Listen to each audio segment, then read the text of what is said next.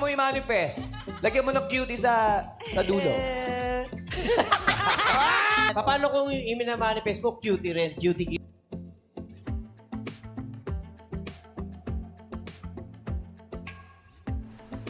Tila ginawa muli ng It's Showtime host ang pagbibigay ng hint sa estado ng puso ngayon ni Kim Chiu.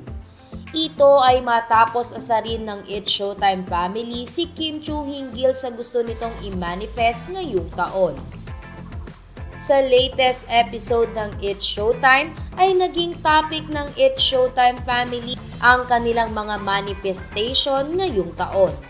Ngunit ang simpleng tanong na ito ay naging paraan ng It's Showtime host para muling asarin si Kim Chiu. Tanong ni Bong kay Kim, ano ba yung minamanifest mo this year? Agad naman na nag-react ang ilang It's Showtime host sa tanong ni Bong Navarro kay Kim Chiu. Ayon kay Karil, ay parang alam ko na. Natatawang sagot naman ni Kim Chiu, ako pinag-iisipan ko pa. Siyempre, maraming nakaka-relate sa akin. Hindi pa kami nakakapag-manifest. Hindi pa nga dito natapos ang tila pang-aasar ni Bong sa aktres. Dahil natanong ulit ito ng komedyante.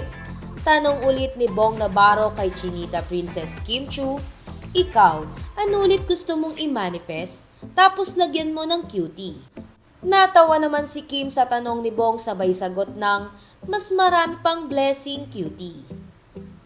Akala nga ni Kim ay dito na matatapos ang pang-aasar sa kanya ng It's Showtime family. Ngunit nagatungan ni Ogie Alcacid ang pangbubuyo kay Kim Chiu.